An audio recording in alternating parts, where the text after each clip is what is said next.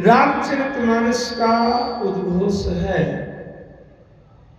मनुष्य का जीवन पाकर के राम जी के भक्ति का लक्षण अगर नहीं आया,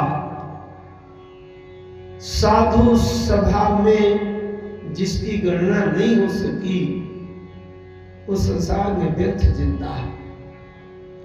जन्म लेकर के अपनी मां के शरीर के सौंदर्य को अनावश्यक बर्बाद किया है।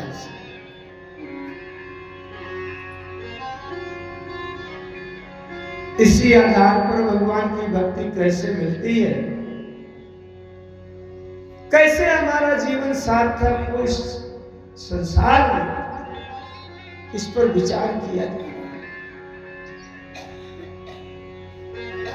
मित्रों, मैं बार बार निवेदन करता हूं कि ये कथा केवल कथा नहीं है, कहानी नहीं है। केवल इसके माध्यम से हमारे जीवन का लक्ष्य है कि वो भक्ति जो मुनि दुर्लभ हरि भगति नर पावहि बिनहि प्रयास, ऋषि मुनियों को जो दुर्लभ है वो भक्ति मिल जाए बिना प्रयास के सरलता से, वो युक्ति इसके माध्यम से हम जानने का प्रयास करें। राम जी की सीता जी का हरण हो गया है। सीता की खोज के लिए बंदरों की टोली गई है दक्षिण दिशा में, जिसमें हनुमान जी हैं, जामवंत जी हैं, इंद्र जी हैं, नल नीला है, बड़े बड़े विशिष्ट बंदर हैं, समुद्र के किनारे हैं। कल की कथा से आप लोग अपना तारतम्य जोड़े। अच्छा, कल की कथा कहां बंद हुई थी? जब हनुमान जी ने कहा कि सहित सहाय रावण ने मारी, यहां त्रिकूट उपारी, जामवंत में पूछो तो ही उचित सिखाऊं दीजिए। जामवंत जी ने कहा, हनुमान कुछ नहीं करना, तुम केवल सीता को जाकर देखो, लौटकर आकर सूचना बता दो, जानकारी दे। तब फिर राम जी बंदरों की सेना लेंगे, फिर युद्ध करेंगे और अपने प्राणों की बाजी लगाएंगे, तमाम रक्त बहेगा।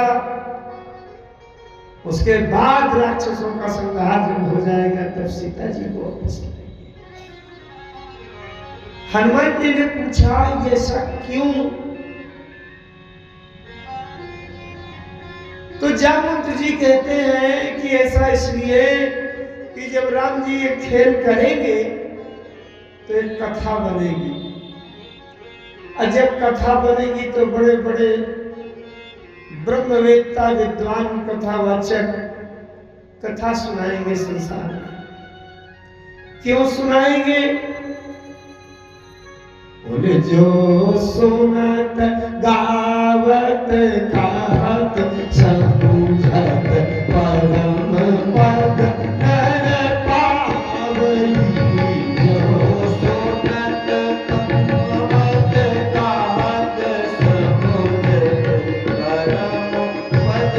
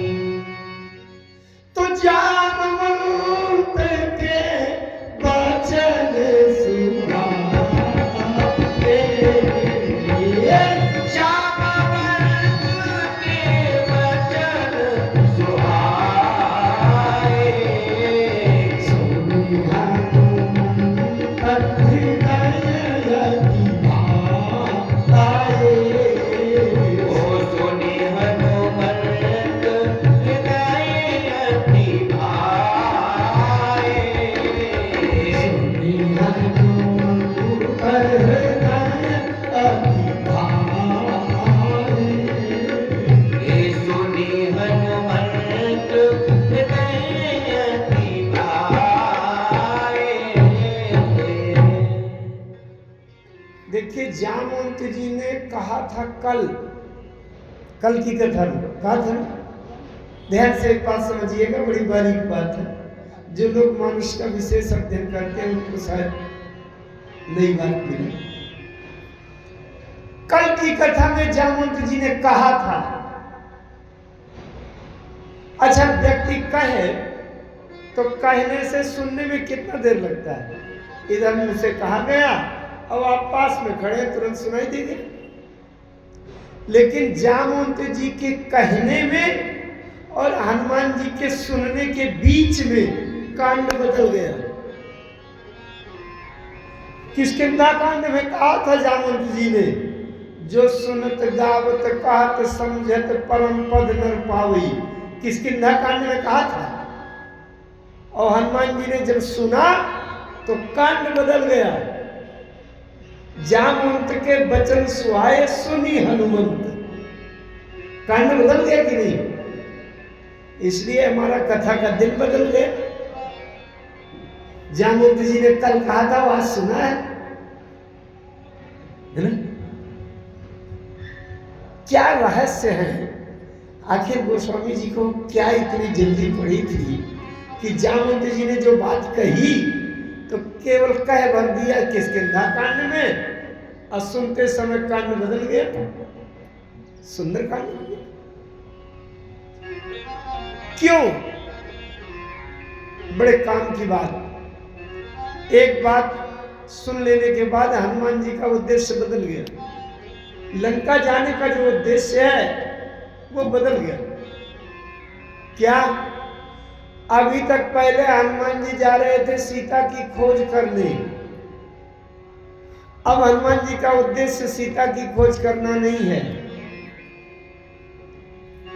अच्छा, आप लोग बताएं, हनुमान जी लंका क्यों गए थे? क्यों गए थे? कोई बता सकता है? कुछ लोग कह देते हैं सीता की खोज करने गए थे। अगर सीता की खोज करने गए होते हनुमान जी तो समुद्र के किनारे संपाति जी ने स्पष्ट बता दिया था कि भैया मैं यहीं से देख रहा हूं, सीता सोने के नगर में, लंका नगर में, सोने के महलों में नहीं है। सीता कहां है? ताहा अशोक उपवन जहां रही, सीता बैठी सोच रत। सीता वहां है जहां अशोक के वृक्षों का बगीचा है। एक विशेष अशोक का वृक्ष है, उसके नीचे सीता बैठी। अगर हनुमान जी सीता जी की खोज करने के लिए गए होते तो गोस्वामी जी को लिखना पड़ता कि उपवन प्रति करी शोधा। लिखते कि ना लिखते? क्योंकि ये पक्की बात है कि सीता जी उपवन में बैठी है। ता अशोक उपवन जहां रही, सीता जहां बैठी है वहां अशोक के पेड़ों का बगीचा है। तो गोस्वामी जी को लिखना चाहिए था उपवन प्रति करी शोधा, अथवा लिखते जंगल प्रति करी शोधा। समझ रहे? इसका मतलब हनुमान जी का उद्देश्य सीता की खोज करना नहीं है। क्या खोजना है? सीता का पता तो वैसे चल गया। जटायु ने बता दिया था, नाथ दशानन ये गत की नहीं। अब फिर जो रही चूंकि बात थी तो संपाति ने देख कर बता दिया, मैं देख रहा हूं ये बैठे से। अब सीता को क्या कहना है? बड़े ध्यान से सुनो मित्रों, ये कहानी नहीं, बहुत गहरे सिद्धांत है संपूर्ण वेदों के। क्योंकि इस शरीर में भगवान की कृपा से वेद, वेदांत, ब्रह्म सूत्र, उपनिषद, गीता, सांख्य दर्शन, योग दर्शन आदि सारे धर्म शास्त्रों को अध्ययन करने का प्रभु की कृपा होती है। जब होता है, जब वेदों में, उपनिषदों में किसी सिद्धांत को समझने का प्रयास करता हूँ और एकदम मानस की चौपाई याद आ जाती है तो मैं डूब जाता हूँ गोस्वामी जी के इस उपकार में कि धन्य हो मेरे जगत गुरु महाराज। संपूर्ण वेदों का निचोड़ दे दिया है। हनुमान जी विचार करते हैं ये सीता भक्ति है। भक्ति की सीता अगर लंका क्षेत्र में आई है तो लंका में कोई न कोई भक्त अवश्य होगा, क्योंकि भक्त के बिना भक्ति कभी पहुंच नहीं सकती, कभी आ नहीं सकती।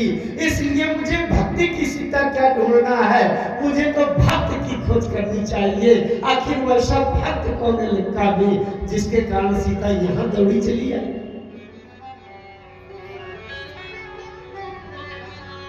इसलिए हनुमान जी के लंका जाने का उद्देश्य बदल गया। जामवंत जी ने बात क्या कही थी, थोड़ा सा एकाग्र हो वहां पर। जामवंत जी ने बात कही थी, हनुमान सही पूछो तो सीता का हरण वरण सब खेल है, कौतुक है, खेल है। क्योंकि न सीता का हरण हो सकता, न राम जी को कोई ये अज्ञानता हो सकती, क्योंकि सीता और राम तत्वता एक है। जो सीता है वही राम है, जो राम है वही सीता है। ये अलग तो कभी हो ही नहीं सकते। अच्छा, तो हनुमान जी ने पूछा उद्देश्य क्या है? बोले उद्देश्य ये है कि राम जी जब खेल करेंगे और खेल की घटना को लिखने वाले भक्त लोग कथा के रूप में लिख देंगे, तो कथा का गरोठा में आयोजन होगा हनुमानगढ़ी में। वो कथा सुनाने वाले लोग आएंगे, कथा सुनाएंगे। तो हनुमान जी ने कहा कथा क्यों सुनाएंगे? बोले कथा का उद्देश्य होगा जो सुनत गावत कहत समझत परम पद नर पावे। अरे हनुमान जी ने कहा ये बात है, इसका मतलब न सीता का हरण हुआ न कुछ हुआ, ये सब केवल कथा का प्रचार प्रसार करने के लिए किया गया है। बोले बस यही केवल उद्देश्य है, राम जी के अवतार का यही कारण है। गोस्वामी जी महाराज लिखते हैं हनुमान जी का अवतार क्या हुआ है? बोले राम का लगी तब अवतार,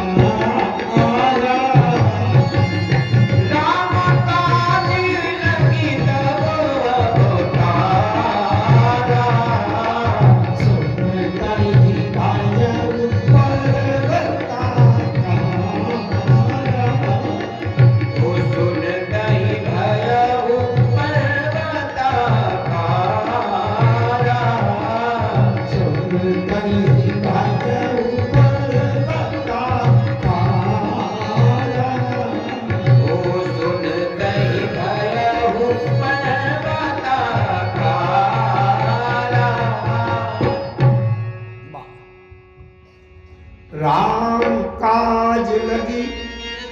राम जी के काम के लिए इन हनुमानगढ़ी के सरकार का अवतार हुआ है। और राम जी का काज क्या है? एक बात देखेंगे आप, जब हनुमान जी उड़ान भरने लगे तो उड़ान भरने लगे, आगे गोस्वामी जी लिखते हैं कि जल निधि रघुपति दूत विचारी, कई महीना कहो श्रमहारी। समुद्र के भीतर एक महीना पर्वत छिपा। पहले पहाड़ों के पंख होते थे, उड़ते उड़ते कहीं नगर बस्ती में गरोठा में बैठ गए तो पूरी गांव बस्ती सब चौपट। एक बार इंद्र को गुस्सा आया, इंद्र ने क्रोध में वज्र उठाया, सभी पहाड़ों के पंख काटने लगे। सुमेर पर्वत में सभी 33 कोटि देवता रहते हैं, लेकिन सुमेर पर्वत के 34 शिखर थे, 34 कमूरा थे। 33 में 33 कोटि देवता रहते हैं, एक कमूरा एक शिखर खाली रहता है। उस खाली शिखर ने पवन देवता से प्रार्थना किया, पवन देवता ये इंद्र जो है सबके पंख काट रहे हैं, अगर आपका सहयोग मिल जाए तो मेरे पंख बच जाएं। गरुड़ जी ने आकर के उस सुमेरु पर्वत के ऊपर अपने पंख दबा के और बैठ गए, तो गरुड़ जी की उस पंखों की छाया सुरक्षा के कारण उस सुमेरु पर्वत स्थिर था। पवन देवता ने बड़ी तेजी से हवा चलाई पवन देवता, और पहाड़ में ये था कि कौन जीतेगा, और उधर इंद्र वज्र से पर्वतों के पंख काट रहे थे। अब जब पवन देवता के पूरे प्रयास के बाद उस पहाड़ को हिला नहीं पाए पवन देवता, गरुड़ जी बैठे थे दबाए। गरुड़ जी ने सोचा लगता है मैं जबरदस्ती इतनी ताकत लगाए हूँ, पवन में कोई प्रभाव नहीं है, तो जरा सा पंख हल्के किया।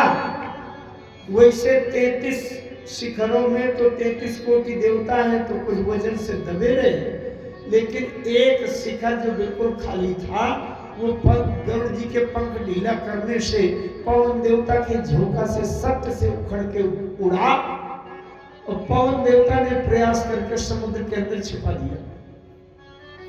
उसी शिखर का नाम है मैनाक पर्वत।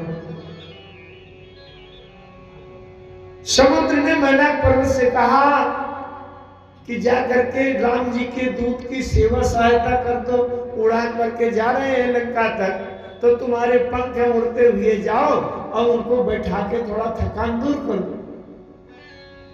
मैनाक पर्वत ने कहा डर लगता है, बाहर निकलो कहीं इंद्र देवता आकर के वज्र मार के पंख न काट दे, इसलिए डर रहा हूं। समुद्र महाराज ने कहा कि राम जी के काम में जिसके पंख कट जाते हैं वो फायदे में रहता है, नुकसान में नहीं रहता। बोले कैसे बताओ आप? बोले प्रत्येक जीव राम जी की शरण प्राप्त करने के लिए राम जी के पास आता है, लेकिन राम जी के कार्य में, सीता जी के बचाव के प्रयास में जब जटायु के दोनों पंख कट गए तो काटे से पंख पराखग धरनी सुमिर राम करी अद्भुत करनी। तो जब जटायु के पंख कट गए तो जटायु को राम के पास जाने की कोई जिम्मेदारी नहीं है। अब राम जी स्वयं चल करके आएंगे और जटायु को उठा के गोद में बैठाएंगे। राम जी के काम में पंख कट जाने के बाद राम की गोद मिल गई जटायु को, इसलिए राम के काम में पंख कट जाए तो कोई हानि नहीं। अब उधर संपाति जी मोहि बिलो की धर उमर धीरा राम कृपा कर सदैव सरी। जाओ मैनाक पर्वत गए। मैनाक पर्वत गए, हनुमान जी महाराज उड़ते चले जा रहे थे, बगल से मैनाक पर्वत उड़ते हुए गए और हनुमान जी से कहते हैं आइए मेरे ऊपर बैठ जाइए, विश्राम देने के लिए आए। मैनाक सोने का पहाड़ है। हनुमान जी ने पूछा आपका परिचय क्या है? मैनाक पर्वत ने कहा मैं मैनाक हूं और मैं सुमेर पर्वत का एक कंगूरा हूं। आपके पिता पवन देवता ने झोंका मारकर उड़ाकर अब मुझे सहायता करके समुद्र में छिपा दिया था, तो मेरे पंख बच गए थे, इसलिए उन्हीं पंखों से उड़ान भरते हुए आपकी सहायता करके आपको विश्राम देने आया। हनुमान जी ने कहा रे मेरे पिताजी ने आपकी सेवा सहायता की थी, अगर मेरे पिताजी ने आपकी सेवा की थी तो मेरा तो और 10 गुना ज्यादा कर्तव्य है कि मैं और ज्यादा सेवा करूं। दूसरी बात, इसका मतलब आप मेरे पिताजी की उम्र के हैं, इतने बूढ़े बुजुर्ग सयाने पिताजी की उम्र के, मैं आपके ऊपर बैठूं विश्राम के लिए, ये तो महान भ्रष्टता होगी, इसलिए मैं किसी बूढ़े बुजुर्ग के ऊपर नहीं बैठ सकता, मैं तो अभी लंका चला ही जाऊंगा। अरे हे महोदय मैनाक, अगर आपको भी जाने की जरूरत हो जाना आवश्यक हो तो आप बूढ़े बुजुर्ग हैं, आप भी मेरे कंधे पर बैठ जाइए, मैं आपको भी लिए चलता हूं। तीसरी बात, राम जी ने कहा हनुमान ते ही परसा कर पुन कीन प्रणाम, राम काज कीन्हे बिनु मोहि कहा विश्राम। ये वाक्य ध्यान से स्मरण में रखिएगा। हनुमान जी ने कह दिया है कि जब तक राम का काम नहीं कर दूंगा तो मुझे विश्राम नहीं मिलेगा, तुम्हारे बैठाने से विश्राम नहीं मिलेगा। अच्छा, एक बात मैं थोड़ी सी बताऊं, जो व्यक्ति साधना करते हैं, राम से मिलने के लिए साधना करते हैं या सीता से मिलने के लिए साधना करते हैं, राम सीता की शरण में जाना चाहते हैं, थोड़ा सा बात अंदर से समझने का प्रयास करिएगा। कहानी नहीं है। राम से मिलने का मतलब ज्ञान तत्व में स्थित है, ज्ञानी बन करके और ब्रह्म ज्ञान करना चाहते हैं। सीता से मिलना चाहते हैं, सीता माने भक्ति, जो लोग राम जी की भक्ति पाना चाहते हैं, अथवा राम सीता दोनों की शरण में जाना चाहते हैं, उनको ये मैनाक पर्वत जरूर मिलता है, सबको आज भी मिलता है। मैनाक पर्वत क्या है? एक तो सोने का पहाड़ है। जो लोग राम जी से मिलने के लिए साधना करते हैं, भक्ति पाने के लिए साधना करते हैं, उन्हें न चाहते हुए भी सोने का पहाड़ मिल जाता है। लाखों करोड़ों अरबों रुपया मिल जाता है, आश्रम बन जाते हैं, बड़े बड़े सुख सुविधा उपलब्ध हो जाते हैं। यही है सोने का पहाड़। और विश्राम देने के लिए आया है, मैंने शरीर को सुख देने के लिए। तो जो लोग भगवान को पाने के लिए सुख साधना करते हैं, उनको न चाहते हुए भी शरीर के तमाम सुख, सेवा, रिद्धि सिद्धि अपने आप आ जाती है। और अगर वो बैठकर विश्राम करने लगा, रुपया पैसा करोड़ों करोड़ों सैकड़ों करोड़ का बजट हिसाब करने लगे, एक से एक दास दासी सेवक सेवकनी आकर के चरणों की मालिश करने लगे, सुख मिलने लगा, तो बस वहीं बस ठहर जाते हैं। राम नाम सत्य हो जाता है और राम जी तक नहीं पहुंच पाता, ना सीता तक पहुंच पाता। रिद्धि सिद्धि प्रेरई बहु भाई,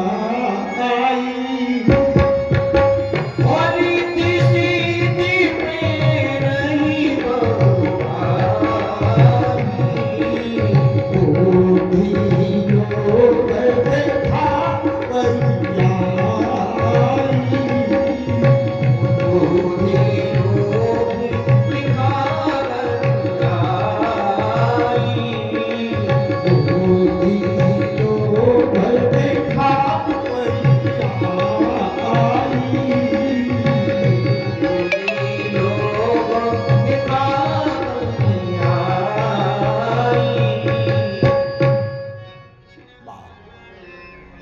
उदाहरण, श्री भरत जी चित्रकूट की ओर जा रहे थे राम सीता के चरणों में समर्पण करने के लिए, लेकिन बीच में भरद्वाज जी का जो आश्रम मिला, वही ये मैनाक पर्वत है। भरद्वाज जी के आश्रम में भरद्वाज जी ने कहा भरत जी से, आज रात भर रुको, जरा हमको मेहमानी कर लेने दो, आपका आतिथ्य स्वीकार स्वागत हम करना चाहते हैं। और रात में जब रुके, रिद्धि सिद्धियों को मिला करके पहुनाई करी हर हुस्न कहा मुदित मुनिराज, तो वहां विधि विस्मय दायक विभव मुनि बर तपोबल की। जितने अयोध्या प्रवासी थे सबके लिए अलग अलग महल, गजब तब हो गया जब वो चौपाई में पढ़ता हूं, सृग चंदन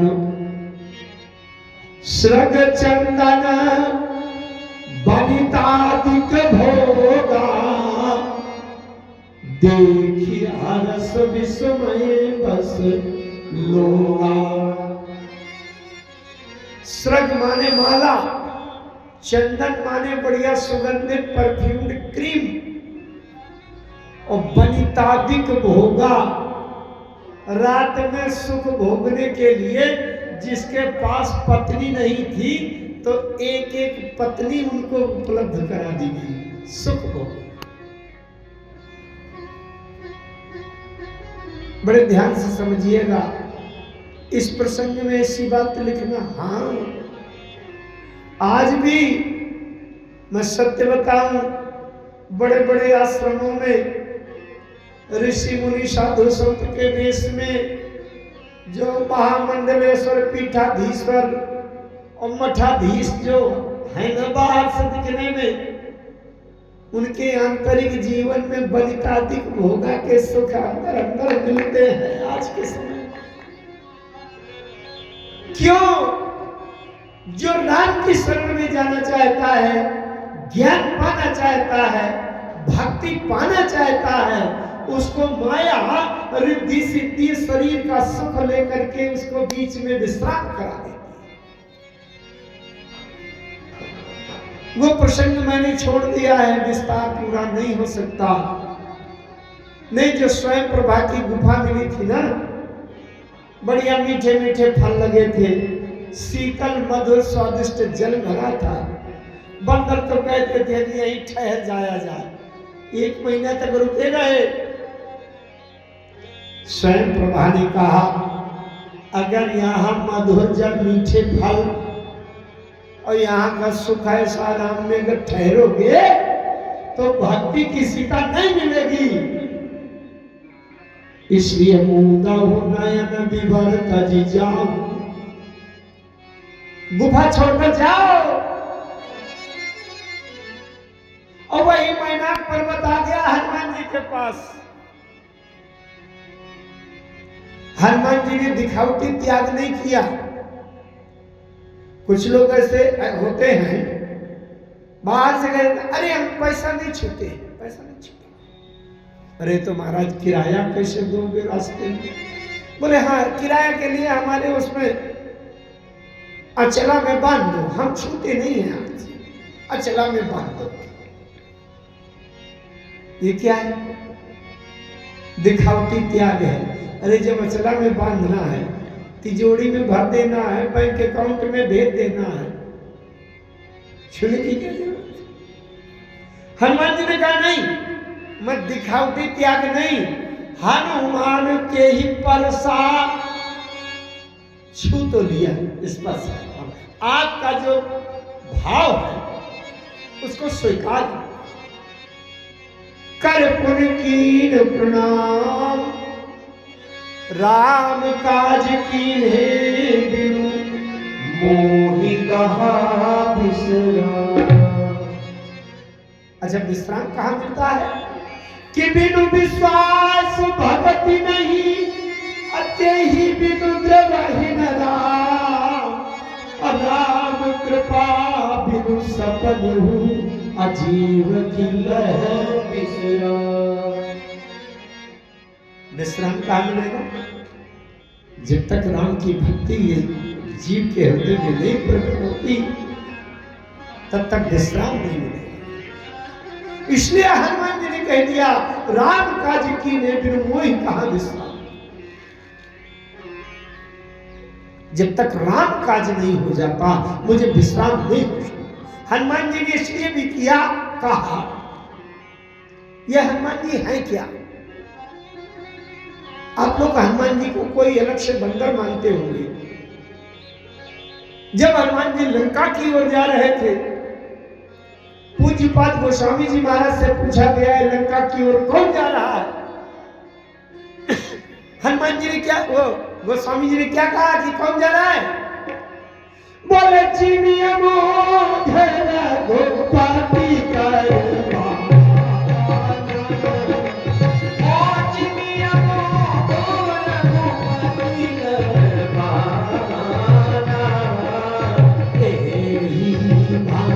चलो हनुमान एही भांति चलऊ हनुमान एही भांति चलो हनुमान ओ एही भांति चलऊ हनुमान। आपको लगता होगा कि हनुमान कोई और है। अरे हनुमान कोई और नहीं है, ये तो राम जी का बाण जा रहा है। जिमि अमोघ रघुपति कर पाना। ध्यान से सुनिए, हनुमान जी ने मैनाक पर्वत से कहा कि अगर मैं तुम्हारे ऊपर बैठकर 2 घंटा 4 घंटा विश्राम करूं और ऐसे हाथों और पसीना पोंछूं, संसार के लोग कहेंगे भैया राम का बाण तो है, पर मैनाक पर्वत न मिलता तो टपका ही जाता बीच में, तो राम जी के बाण को भी बदनाम करोगे? राम के बाण को कहीं थकान आएगी? अगर विश्राम लेना चाहते हो तो इस राम के बाण को विश्राम ऐसे नहीं मिलेगा। विश्राम कब मिलेगा? राम काज की भी बिनु मोहि कहाँ विश्राम। अगर विश्राम दिलाना चाहते हो तो राम का काम करवा दो, तभी विश्राम। बिनु विश्वास भगति नहीं, तेहि बिनु द्रवहि राम। और राम कृपा बिनु सपने जीवन विश्राम। अच्छा, तो राम काज क्या है? फिर से आप लोगों से पूछ रहा हूं। हनुमान जी ने ये घोषणा कर दी, राम काज कीने बिन मोहि कहां विश्राम। आप लोग रामायण पढ़ते हैं, राम काज क्या है? राम का काम क्या है? हनुमान जी कहते हैं कि राम काज कीने बिन मोहि कहां विश्राम। जब तक राम का काज नहीं हो जाएगा तब तक मैं विश्राम नहीं, मुझे विश्राम नहीं मिल सकता। अच्छा, हनुमान ये झूठी बात कह रहे हैं कि सत्य कह रहे हैं? कुछ तो प्रतिक्रिया दीजिए। हनुमान जी झूठी तो कह नहीं रहे। अगर हनुमान जी को कहीं विश्राम मिल जाए तो इसका मतलब राम का काम हो गया कि नहीं? तभी विश्राम मिलेगा, क्योंकि हनुमान जी कह चुके हैं कि राम काज कीने बिनु मोहि कहां विश्राम। और राम काज क्या है? कुछ कहेंगे आप लोग? संकेत देंगे? अच्छा, ये नहीं अभी तक जानता है कि राम काज क्या है जो हनुमान जी ने किया।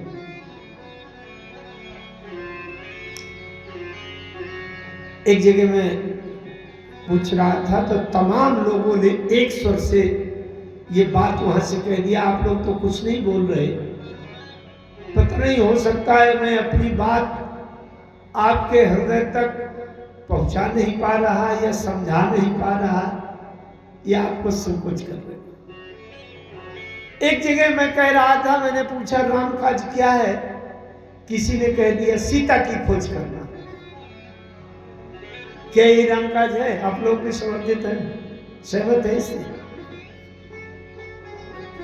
अगर आप लोग भी ये माने हैं कि सीता की खोज करना ही राम काज है, तो हनुमान जी सीता जी के पास ही नहीं पहुंच पाए। लंका में घुसे विभीषण जी मिल गए और विभीषण जी से थोड़ी सी बातचीत किया, और बातचीत करने के बाद गोस्वामी जी ने क्या लिख दिया कि यही विधि का राम गुण राम, यही विधि का राम गुण, यही विधि का राम गुण राम, यही विधि का राम गुण पावा अनिर्वाच्य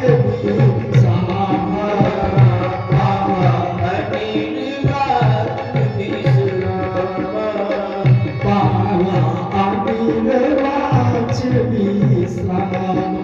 पावा अनिर्वाच विश्राम। अब आप विचार करें, अगर जो लोग मानते हैं कि सीता जी की खोज करना ही राम काज है, तो हनुमान जी सीता जी के पास ही नहीं पहुंच पाए। विभीषण जी से बातचीत की है थोड़ी देर, और उसके बाद कहते हैं पावा अनिर्वाच्य विश्राम, अनिर्वचनीय विश्राम मिल गया हनुमान जी को। अब अगर विश्राम मिल गया तो इसका मतलब राम का काम हो गया, क्योंकि अगर राम काज ना हुआ होता तो हनुमान जी को विश्राम न मिलता। हनुमान जी कह चुके हैं कि राम काज कीन्हे बिनु मोहि कहाँ विश्राम।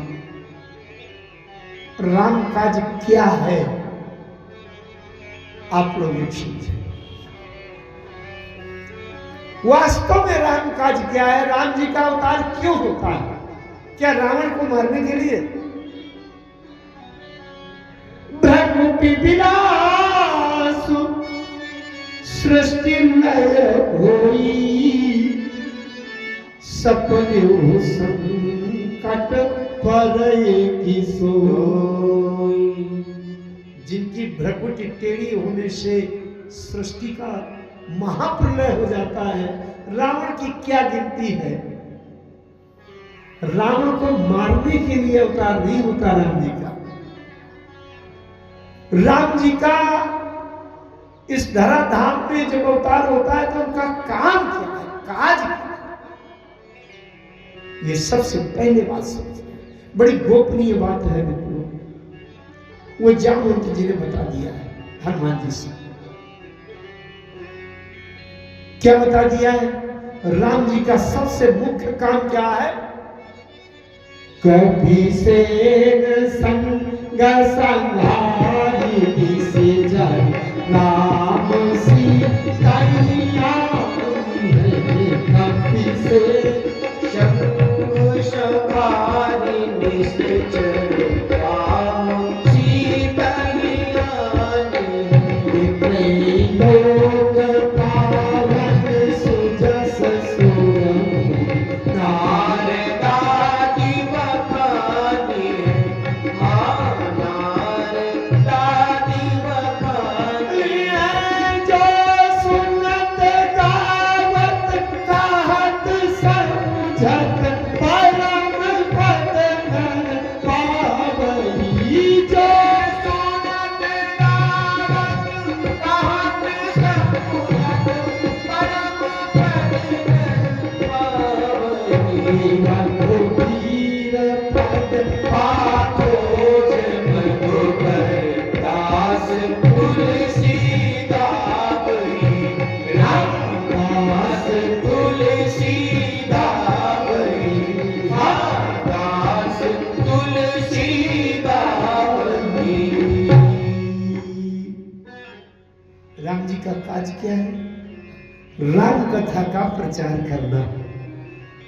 और राम कथा के प्रचार का उद्देश्य क्या है? जो सुनत गावत कहत समझत परम पद नर पावे। एक बड़ी मार्मिक बात बीच में आ रही है, थोड़ा उसमें ध्यान देंगे। हनुमान जी के निजी जीवन में बहुत बड़ी विकट समस्या थी। ध्यान से सुनेंगे। राम काज तो छोड़िए, हनुमान जी के जीवन में उनकी एक निजी समस्या बड़ी गंभीर थी, जिसका उपाय वो ढूंढे नहीं पा रहे थे। क्या करें? हो सकता है आप अभी तक आपका दृष्टि उधर न गया हो ध्यान। सबसे बड़ी समस्या ये थी कि हनुमान जी जो बाहर से हनुमान दिख रहे हैं, वो अंदर से शंकर जी घुसे बैठे हैं उनके शरीर में। शंकर जी हैं, बाहर का रूप मुखौटा बदल के बानर बन गए। और शंकर जी के सामने एक समस्या बड़ी विकट थी जो शंकर जी हल नहीं कर पा रहे। क्या? संसार में जो लोग गुरु बन जाते हैं, किसी को शिष्य बना लेते हैं, उनके सामने बड़ी एक चुनौती होती है। गुरु का मतलब क्या होता है? जिसको शिष्य बनाया है उसको भावसागर से पार करके और ब्रह्म में, परमात्मा में, ईश्वर से मिला देने का ठेकेदार। ठेकेदार माने जिम्मेदार। अच्छा, तो ठेकेदार की कितनी जिम्मेदारी होती है? जैसे आपके गांव के गरौठा नगर के अगल बगल किसी रोड की पुलिया बनना है और एक ठेकेदार ने ठेका ले लिया। अब पुलिया बनाने के लिए काम शुरू करना था, तो एक दिन ठेकेदार आया और एक ट्रक सीमेंट 1000 बोरी रख दिया, 20 कुंटल सोन वो लोहा रख दिया, अब बालू गिट्टी डाल दिया और बेचारा चला गया रात में घर विश्राम करने। तो बाप के यहाँ हो चाहे ना हो ऐसा, हमारे यहाँ अगर कोई ठेकेदार 500 बोरी सीमेंट रख जाए तो दूसरे दिन सवेरे 100 बोरी मिलेगी, 400 बोरी गायब हो जाएगी। अब क्या होता है कि नहीं? अच्छा, तो जब गायब हो जाए 400 बोरी सीमेंट, अब अगले दिन ठेकेदार देखेगा तो हाथ दैया काम करेगा। न तो आप लोग चिल्लाओगे कि अरे हमारे गांव की पुलिया बनने में सीमेंट चोरी हो गई, और न गवर्नमेंट का विभाग चिल्लाएगा कि हमारा लुट गया। ठेकेदार बीच में हाय दैया करेगा। उदाहरण बताऊं, मानस में एक भुसुंडी नाम के शूद्र थे। अयोध्या में उनका जन्म हुआ था। ते कल जुग कौशलपुर जाई, अजन्मत भयऊ सूत्र तनु पाई। अयोध्या में अकाल पड़ा, पड़ो दुकाल विपत्ति बस तब में गए विदेश। उज्जैन चले गए उज्जैन ईश्वर। कुछ दिन वहां रहा, खूब कमाई किया, गए काल कछ संपत्ति पाई। वहां एक पंडित जी मिल गए जो शिव शंकर जी के बड़े भक्त थे। उन्होंने मुझे शंभु मंत्र में दुजवर दी, शंकर जी का मंत्र दे दिया। वो गुरु बन गए, मैं चेला बन गया। अच्छा, कुछ दिन तक मैं मंत्र जपने लगा, लेकिन अब इधर उधर इनसे उनसे जब सत्संग वार्ता मिलना जुलना हुआ तो किसी ने बताया अरे शंकर जी सबसे बड़े नहीं होते, सबसे बड़े तो विष्णु भगवान होते। मैं उनसे बुराई करने लगा। हारी जाने तुझ देखे जलऊं करऊं विष्णु का द्रोह, विष्णु का द्रोह करने लगा। तो एक दिन गुरु जी ने मुझे सिखाया, बेटा विष्णु से दुश्मनी मत किया करो, क्योंकि राम ही भजहि तात शिव धाता, नर पावर के तीक बाता। शिव धाता, नर पावर के तीक बाता। ओ नर पावर के तीक बाता। अरे रामई भजे तात शिव धाता। अरे बेटा चेला, शंकर जी ब्रह्मा जी भी रामई को भजते हैं। जिस दिन से गुरु जी ने ऐसा कहा भुसुंडी सूत्र से, उस दिन भुसुंडी सूत्र ने गुरु का भी विरोध करना शुरू किया। गुरु कर द्रोह करो दिन रात। क्यों? गुरु से इसलिए द्रोह करने लगे कि गुरु धोखेबाज है। अगर ये जानते हैं कि राम सबसे बड़े होते हैं, शंकर जी उनसे नीचे हैं, तो मुझे शंकर जी का मंत्र क्यों दिया, राम जी वाला क्यों नहीं दिया कि मेरा जो इष्ट देव है वो सबसे ऊंचा होता, अब मेरे इष्ट देव को दूसरे के सामने से झुकाना पड़े, ये तो ठीक नहीं। इसलिए जब गुरु इतना जानते थे तो गुरु जी ने राम वाला मंत्र क्यों नहीं दिया? इसलिए गुरु कर द्रोह करो दिन राति, गुरु से दुश्मनी करने लगा। एक दिन क्या हुआ, एक बार हर मंदिर जपत रहो शिव नाम, गुरु आयो अभिमान ते उठे नहीं कीन प्रणाम। क्यों नहीं प्रणाम किया? इसलिए कि जो जब मंत्र इनको भर आता था मुझे नहीं आता था, तब तक तो ये मेरे गुरु में इनका चेला। अब जो मंत्र इनको आता है वही मुझको आता है, इसलिए काहे के गुरु और काहे का चेला क्यों प्रणाम करो? नहीं प्रणाम किया। अभिमान थे, लिखा है गुरु आयो अभिमान थे। ऊपर से महाकालेश्वर भगवान भोलेनाथ देवाधिदेव त्रिलोकीनाथ ने श्राप दे दिया। बैठी रहे सी अजगर वो पापी, वो बैठी रही सी अजगर वो पापी, सर्व मोहि कर्म किया अपी।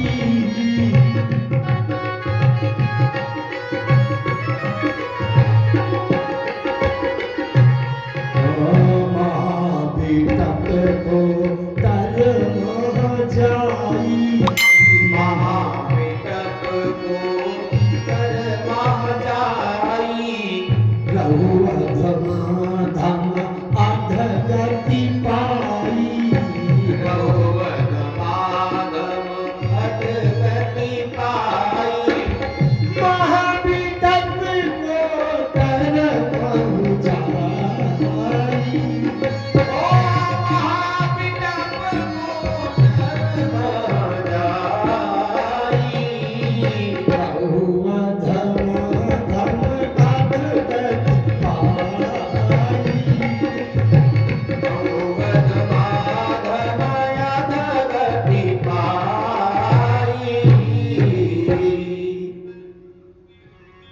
श्राप किसने दिया? महाकालेश्वर भगवान शंकर जी ने। किसको दिया? भूसुंडी शूद्र को। तो हाय दैया किसको करना चाहिए? है भूसुंडी जी को करना चाहिए, लेकिन हाहाकार किसने किया? हाहाकार कीन गुरु दारुण सुनि शिव साप, कंपित मोहि विलोकियति और उपजा परिताप। अब विचार करो, शंकर भगवान ने श्राप दे दिया भूसुंडी को, और हाय दैया कर रहे हैं गुरु जी। क्यों? अभी मैंने उदाहरण दिया था कि अगर कोई सीमेंट चोरी करने जाए तो हाय दैया करेंगे वो ठेकेदार है। तो गुरु का मतलब होता है जीव को ब्रह्म से मिला देने का ठेकेदार। तो वहां तो कोई ब्राह्मण पंडित जी गुरु थे, लेकिन एक समस्या आई शंकर जी के सामने। क्या?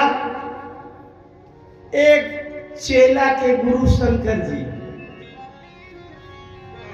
अच्छा, शंकर जी से बड़ा कोई गुरु होगा क्या?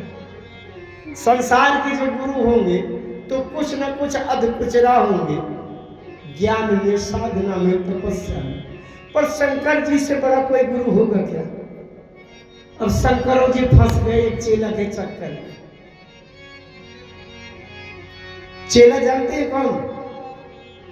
चेला है रावण, है कि नहीं? संसार जानता है।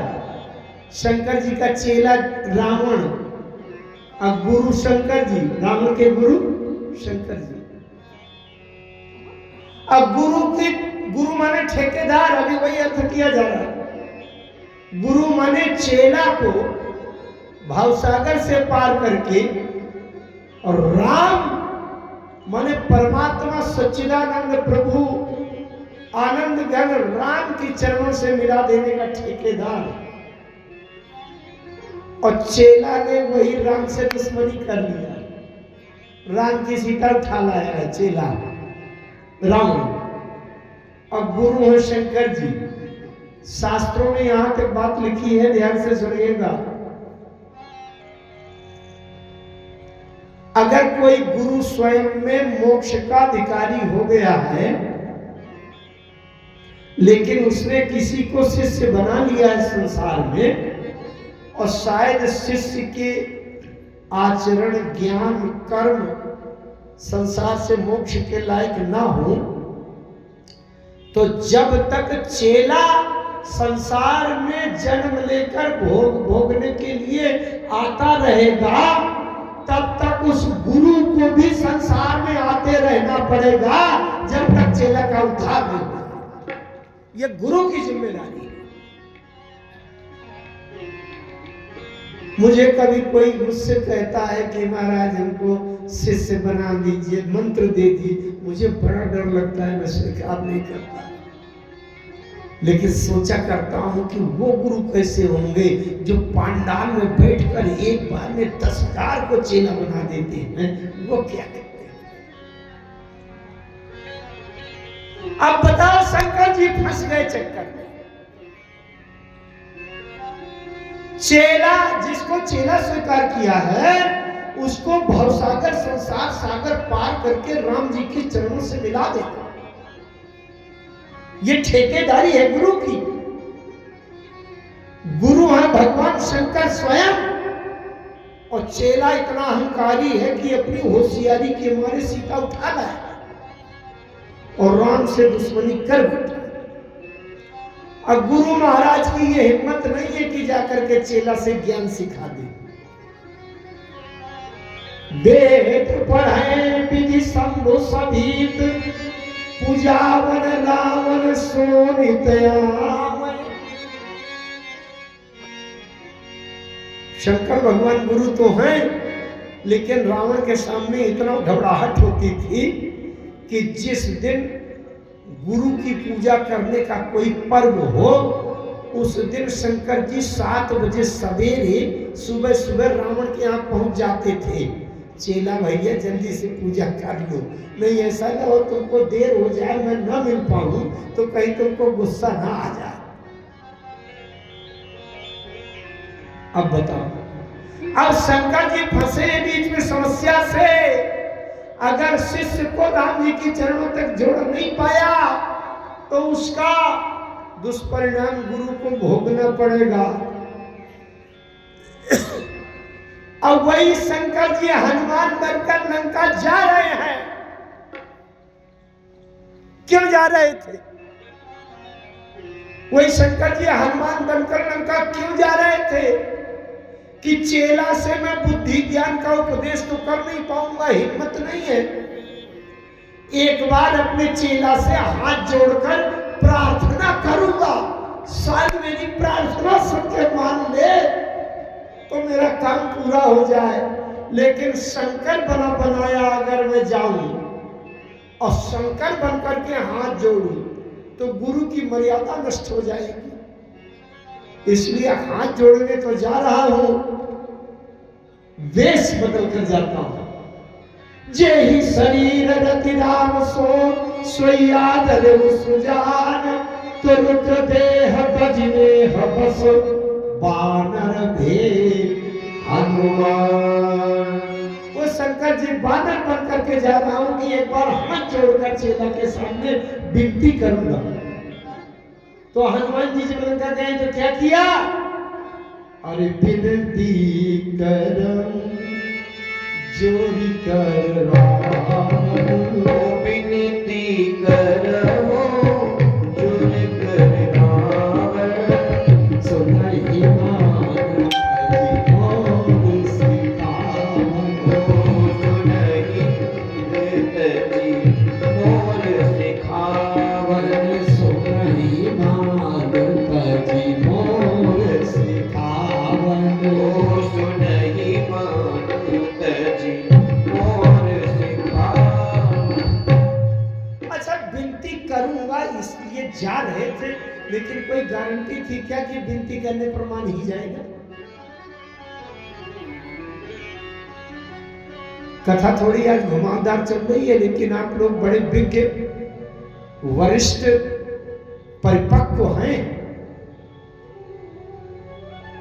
हमारी माताएं भी कितनी शांति से बैठी हुई है।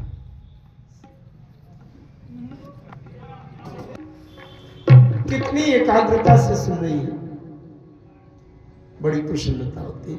यद्यपि मेरी कथा कुछ रूखी टाइप की होती है, क्योंकि हंसी चुटकुला में बोलता है। मैं सत्य बताऊं, जिस दिन राम कथा के लिए घर से पहला कदम आगे बढ़ा रहा था, तो राम जी के सामने ये मैंने शपथ ले लिया था कि मैं संपूर्ण जीवन काल में कथा से कभी चुटकुला नहीं बोलूंगा। अब मेरे संपूर्ण जीवन की कथाओं में कहीं आपको चुटकुला नहीं मिले। किसी को अगर चुटकुला के बिना कथा अच्छी न लगे तो जिसकी अच्छी लगे उससे कथा सुने, लेकिन मैं चुटकुला नहीं। ये मेरे जीवन की प्रतिज्ञा है। आइए बात समझे। जब जामवंत जी ने कहा, बात वही घूम रही है, बहुत विशेष विशेष बातें हैं। थोड़ा चाल उतर गई।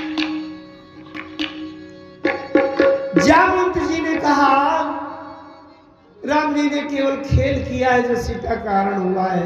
हनुमान जी सरकार ने पूछा जामवंत जी से, ये खेल करने का उद्देश्य क्या है? जामवंत जी ने कहा, जब खेल करेंगे तभी तो कथा बनेगी, तभी तो संसार में कथा सुनाई जाएगी। हनुमान जी ने कहा, कथा सुनने से क्या होगा? जामवंत जी ने कहा, जो सुनत गावत कहत समझत परम पद नर पावई। अरे हनुमान जी के भीतर बैठे हुए शंकर जी, उनको एक जुक्ति मिल गई, उपाय मिल गया। आई, कथा सुनाने से परम पद मिल जाएगा। जामवंत जी ने कहा, हाँ मिल जाएगा।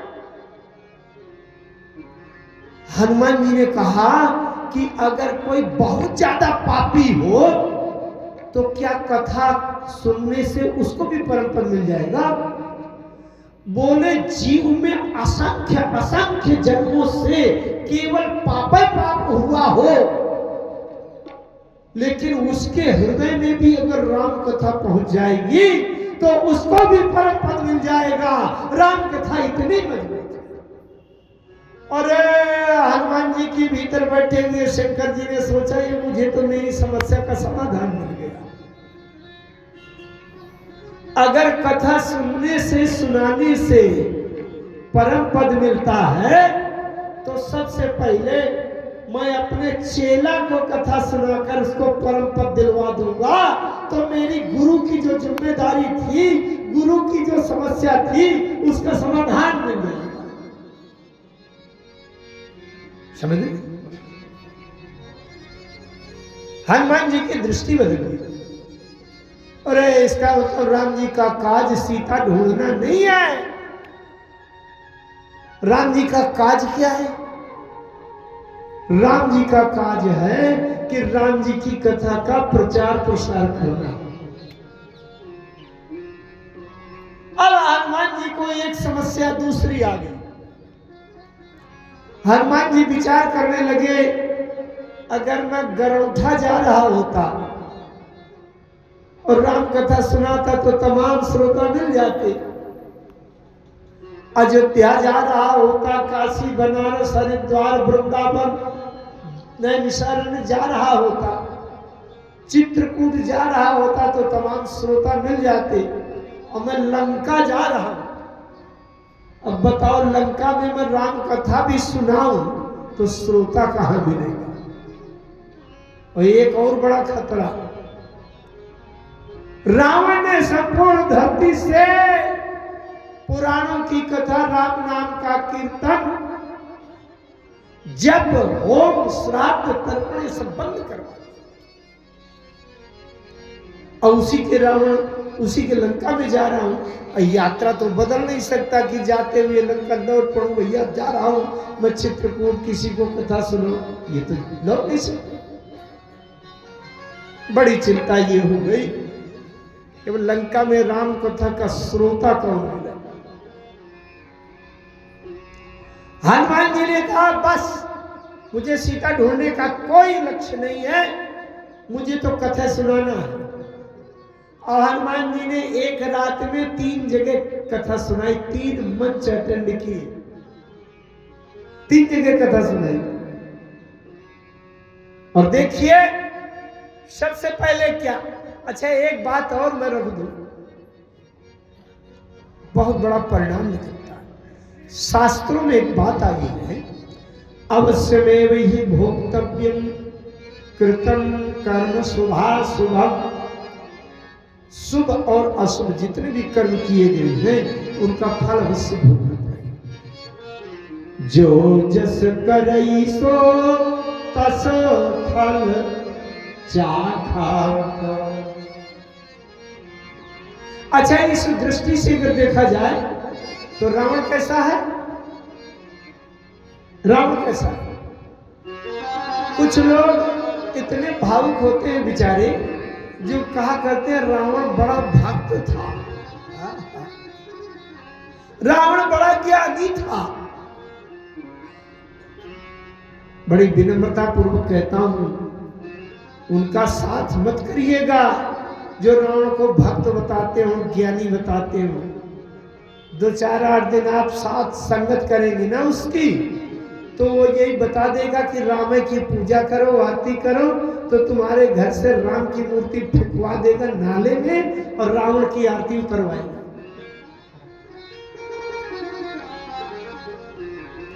हो अगर ऐसा कोई व्यक्ति रावण के संपूर्ण जीवन काल व्यवहार में भक्त का एक और लक्षण बता दे, विद्वता ज्ञान का एक और लक्षण बता दे, तो मैं उसको अपना गुरु बना लूंगा।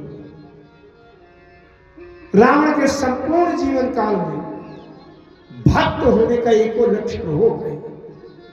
अच्छा रावण अंदर से क्या है, हमें इससे क्या मतलब? रावण को जो बाह्य जगत में आचरण दिखाई दे रहा है, व्यवहार जो उसने किया है संसार के साथ, हमें तो उससे मतलब है। अंदर आप क्या है इससे हमें क्या मतलब? संसार में जो आपका व्यवहार है, जो आपका आचरण है, उससे अर्थ दिया जाएगा।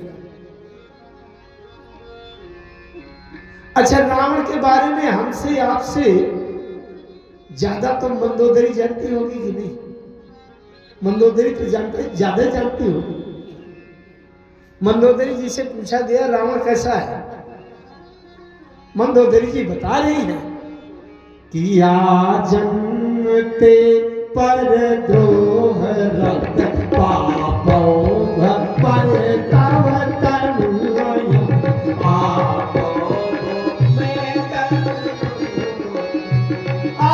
जन्मते पर द्रोह रक्त पापो तव तनु अयम जन्मते पर द्रोह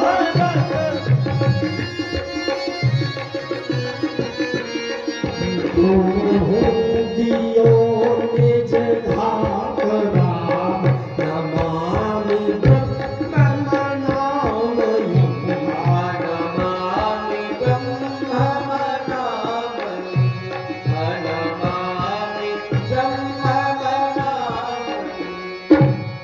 मंदोदरी कहती है कि आजन्मते पर द्रोह रक्त, जब से रावण का जन्म हुआ और जिस दिन तक अंतिम श्वास से शरीर में चली रावण के, आजन्मते पर द्रोह रत, दूसरे को सताने के लिए दूसरे से द्रोह करने में लगा रहा है। आज तक किसी का हित नहीं किया। ये रिकॉर्ड है रावण के जीवन। लेकिन रावण की जब मृत्यु हुई तो तासु तेज समान प्रभुआनन आहर से देखी संभाल संकोचत राम। ओ हर से देखी संकोचत राम। हर से देखी संकोचत राम। ओ हर से देखी संकोचत राम। मानो वो रावण राम जी के उस परम पद को प्राप्त हो गया, परम पद में विलीन हो गया। मंदोदरी ने प्रश्न खड़ा किया, महाराज रावण ने संपूर्ण जीवन काल में दूसरों के को सताया है, रुलाया है, द्रोह किया, और आज संसार देख रहा है कि आज वो राम जी के श्री विग्रह में लीन हो गया। तो ये प्रश्न खड़ा हो रहा है, अब कर्म सिद्धांत का क्या होगा? देवताओं ने भी प्रश्न किया था राम जी से। अधम शिरोमणि, अधम शिरोमणि तब पद पावा। ओ अधम शिरोमणि तब पद पावा। यह हमरे मन विस्मय आवा। ओ यह हमरे मन विस्मय आवा। यह हमरे मन विस्मय आवा। ओ यह हमरे मन विस्मय आवा। देवताओं ने प्रश्न किया, आप लोग भी प्रश्न करें, करना चाहिए। आधमों का शिरोमणि, एक बात मैं कहूं, रा अक्षर से प्रारंभ होने वाले नाम वाले दो हैं इस मानस में। कौन?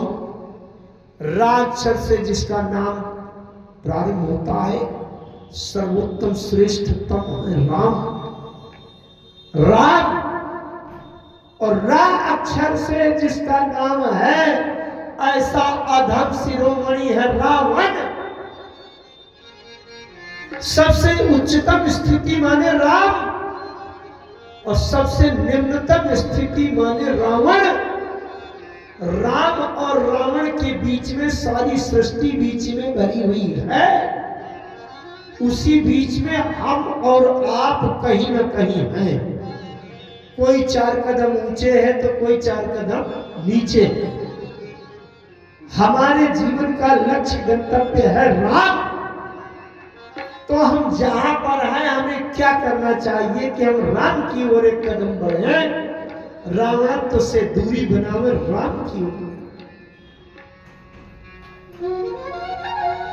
अब ये प्रश्न होता है जो सबसे नीचे अधम शिरोमणि था वो राम के पद में पहुंच गया, कैसे पहुंच गया, क्यों पहुंच गया?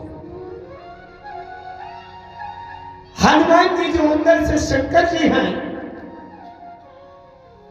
जब जामवंती जी ने बताया कि जो सुनत गावत कहत समझत परम पद नर पावई, ये कथा का प्रभाव है। अरे हनुमान जी ने सोचा कि अब तो मैं लंका जा रहा हूं तो कथा सुनाऊंगा, और एक रात में 3 मंच अटेंड किए। विभीषण जी के दरवाजे में पहुंचे और विभीषण जी की नींद खुली और उसी समय किवाड़ा खोला, बाहर देखा तो एक पंडित जी खड़े थे, वेश धरिकता है। विभीषण जी ने पूछा आप कौन? हनुमान जी ने कहा भैया चाहे जो कोई पूछे, मुझे तो राम कथा सुनाना। तो तब हनुमंत कही सब राम कथा निज नाम। राम कथा सुना दी। तुमसे चाहे जो कुछ पूछो, मुझे तो राम कथा सुना। और जब विभीषण जी ने आराम से खड़े खड़े राम कथा सुन लिया, कोई रोक नहीं लगाई, हनुमान जी समझ गए राम का काम हो गया।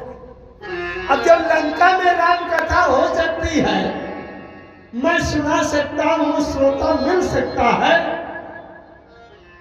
तो राम काज हो गया और गोस्वामी जी ने लिख दिया, और यही विधि कहा तो राम गुण गान, यही विधि कहा तो राम गुण गान, यही विधि कहा तो राम गुण गान, यही विधि कहा तो राम गुण गावा, पावा अनिर्वाच विश्रामा, पावा अनिर्वाच विश्रामा, पावा अनिर्वाच विश्रामा, पावा अनिर्वाच विश्रामा।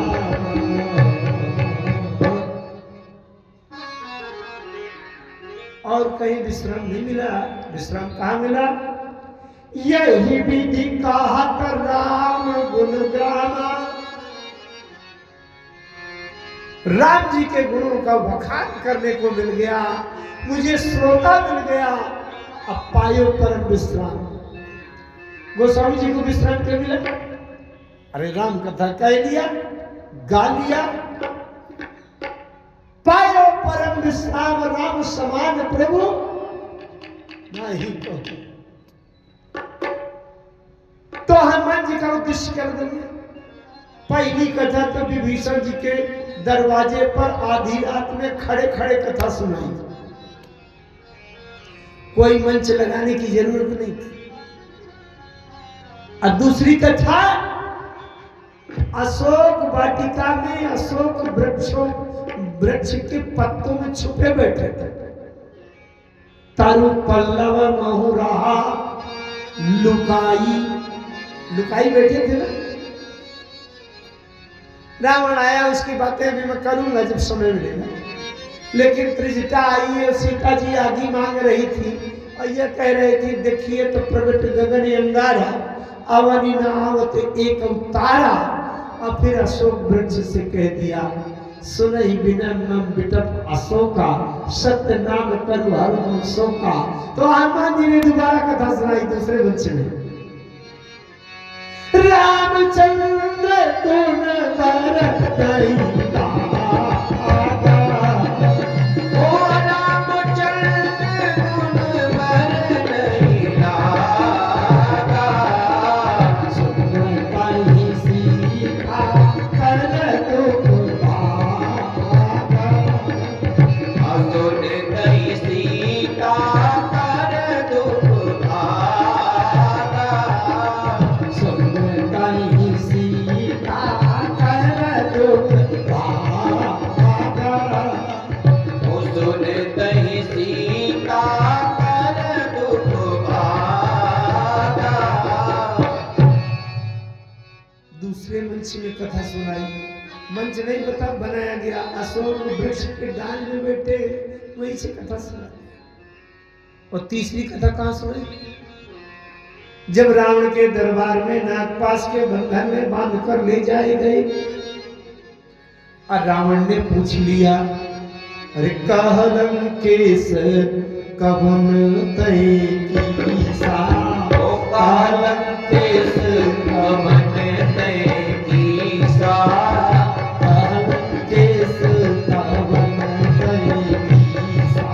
ओ कालम केस कवन तय कीसा, के बल धाम शिवन कीसा, के बल काल शिवन कीसा, के बल धाम शिवन कीसा। के बल काल शिवन कीसा। अच्छा, रावण ने पूछा तो हनुमान जी को बता देना चाहिए, लेकिन हनुमान जी तो कहते हैं कोई भी कुछ भी पूछे, मुझे तो राम कथा सुनाना है। तो यहाँ भी राम कथा सुना। सुन रावण ब्रह्मांड निकाया, पाई जासु बल बिरचति माया, जाकी बल बिरंचि हरीसा, पालत सृजत हरत दस सीसा, अजाबल शीस धरत सहसानन, अंड कोश समेत गिरि कानन। यहां तक निर्गुण निराकार ब्रह्म की चर्चा है। ध्यान से सुनिए। इसके बाद अवतार हो गया और कहते हैं हर को तमने कठिन जे ही भाग्या। मतलब जनकपुर में सीता सरना की कथा। ते ही समेत नृपदल मद गंजा खरदूषण त्रिशिरा यरुबाली। अरण्यकांड की कथा सुना, कथा गाना कथा तो सुना है। खरदूषण त्रिशिरा यरुबाली अते सकल तुलित बल सारी। जाके बल लवले सते जिते हो चराचर जहान। मुसलमान खरदूषण त्रिशिरा और बाली सारे प्रसंग सुना रहे, राम कथा सुना रहे हैं। हनुमान जी राम कथा रावण को सुना रहे हैं। और गहरी दृष्टि अगर आपकी केंद्रित हो तो ये कह दीजिए कि शंकर जी छुप करके और बानर रूप में पहुंचकर रावण को राम कथा सुना। क्यों सुना रहे हैं? ये प्रयोग करके देखना चाहते हैं अगर ये राम कथा रूपी औषधि रावण जैसे अधम शिरोमणि पाप शिरोमणि को अगर परम पद प्रदान करने में सफल रहेगी तो संसार के और पापी तो सब रावण से हल्के हैं। फिर राम कथा पक्का परम धाम पहुंचा देगी। तो सबसे पहले रावण में प्रयोग करके देखा जाए। रावण को राम कथा सुना दिया, राम कथा सुना दिया और राम कथा सुनाने का परिणाम ये देखा कि जब रावण का तेज निकला था ताश तेज समान प्रभु। माने ये पक्का हो गया कि राम कथा सुनाने से अधम शिरोमणि रावण भी जब परम पद को प्राप्त हो सकता है तो हम आप लोग तो रावण से कम पापी हैं। इसलिए राम कथा में अगर हम डूब जाए और राम कथा हमारे हृदय में बैठ जाए तो हम भी दावे से परम पद को प्राप्त हो जाएंगे।